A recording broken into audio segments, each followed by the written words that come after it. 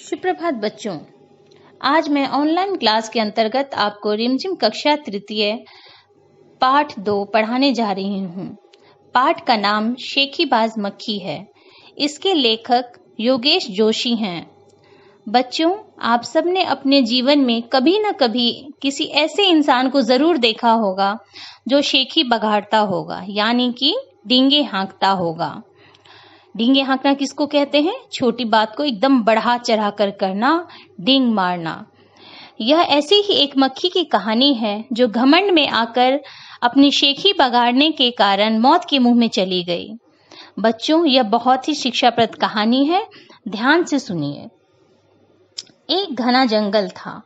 उस जंगल में एक शेर भोजन करने के बाद आराम कर रहा था। शेर ने 2-3 दिनों से स्नान नहीं किया था। अचानक एक मक्खी आते हुए उसके कान के पास भिन भिन करने लग गई। शेर को बहुत गुस्सा आया और उसने मक्खी को कहा कि तुम यहाँ से चली जाओ। शेर को बहुत मुश्किल से नींद आई थी और मक्खी बार बार उसके कान के पास आके भिन भिन भिन करने लगती थी, मंडराने लगती थी उसके ऊपर। इस कारण शेर को अब बहुत गुस्सा आ गया। शेर ने क्या किया, पंजा से उसे मक्खी को उड़ाने की कोशिश की। मक्खी तो उड़ गई और उसके बाद फिर कान के पास आके आवाज करना शुरू कर दिया भिन भिन करके। अब शेर को फिर गुस्सा आया, वह जोर से दहाड़ा।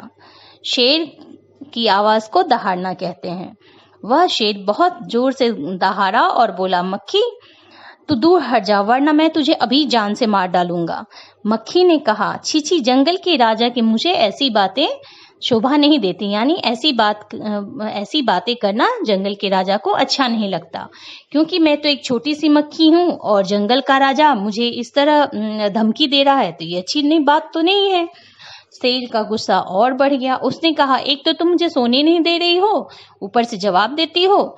चुप हो जाओ वरना अभी मैं तुम्हें मार डालूंगा। मक्खी बोली कि मैं तो तुमसे लड़ सकती हूँ, हिम्मत है तो मुझसे लड़ने के लिए आ जाओ। शेर को और गुस्सा आ गया। शेर एकदम गुस्से में उसने क्या किया, अपना पंजा उठाया और कान के पास जहां मक्खी भिन भिन कर रही थी जोर से अपना पंजा मारा। मक्खी तो उड़ गई लेकिन उसका कान वहां से छिल गया। अब मक्खी जानबूझ के उसे तंग करने के लिए उसके नाक के पास जाके बैठ गई और फिर शेर ने क्या किया, अपने नाक पे पंजा मारा। मक्खी उड़ गई वहां से भी और शेर ने अपने पंजे को नाक पे जो मारा उसका नाक भी घायल हो गया पूरा।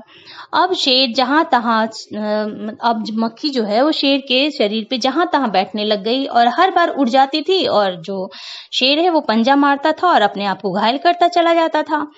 अंत में जब वो अपने आप को पूरा घायल कर लिया तो उसने मक्खी को कहा कि अब मैं उब गया हूँ, थक गया हूँ। बोला, मक्खी बहन मैं हार गया तुमसे, तुम जीत गई बस। अब मक्खी को घमंड हो गया कि मैंने तो जंगल के राजा शेर को हरा दिया और वहां से वो चली गई। अब उसे घमंड हो गया इस बात का।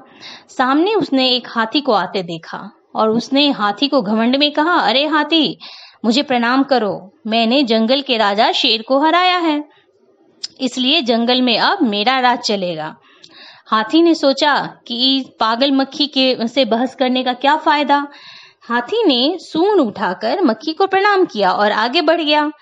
सामने से मक्खी ने देखा एक लोमड़ी आ रही थी और लोमड़ी मक्खी को देख के धीरे धीरे मुस्कुराने लग गई। आप लोग तो जानते होंगे कि लोमड़ी जो होती है वो बहुत चालाक होती है। कई कहानियां भी आपने लोमड़ी की चालाकी की सुनी होंगी। इतने में मक्खी ने लोमड़ी से कहा, अरे लोमड़ी चलो मुझे प्रणाम करो, मैंने जंगल के राजा शेर को हराया है और विशालकाय हाथी जो है, यानी उतना बड़ा हाथी, बड़े आकार का हाथी जो है, मैंने उसे भी हरा दिया है। लोमड़ी ने उसे प्रणाम किया और फिर धीरे से बोली, धन्य हो मक्खी, धन्य हो, आपका जीवन धन्य है। यहाँ महान, धन्य का मतलब यहाँ पे महान करने का मतलब है कि आप बहुत महान हैं, आपके माता पिता महान हैं। लेकिन मक्खी रानी, उधर वो मकड़ी दिखाई दे रही है ना, वहां एक मकड़ी का जाला था, उधर मकड़ी थी दिखाई दे रही है ना, वो आपको गाली दे रही थी, उसकी जरा खबर लो ना, यानी उसे जरा मजा चखाओ। यह सुनकर मक्खी गुस्से से लाल हो गई और वह मक्खी लोमड़ी से बोली, उस मकड़ी को तो मैं चुटकी बजाते ही खत्म कर दूंगी। यह कहते हुए मक्खी मकड़ी की तरफ झपटी और मकड़े के जाले में फंस गई। मक्खी जितने बार मकड़े की जाले से छूटने की कोशिश करती, उतने बार उसमें और उलझते चली गई। अंत में वो थक हार कर शांत हो गई और धीरे धीरे उसमें फंसती हुई उसकी जान चली गई। यह देखकर जो लोमड़ी है वो धीरे धीरे मुस्कुराते हुए वहां से चली गई। तो बच्चों, इस कहानी से हमें यह शिक्षा मिलती है कि हमें कभी भी बड़ी बड़ी एडिंग नहीं मारना चाहिए और सेखी नहीं भगाना चाहिए। धन्यवाद।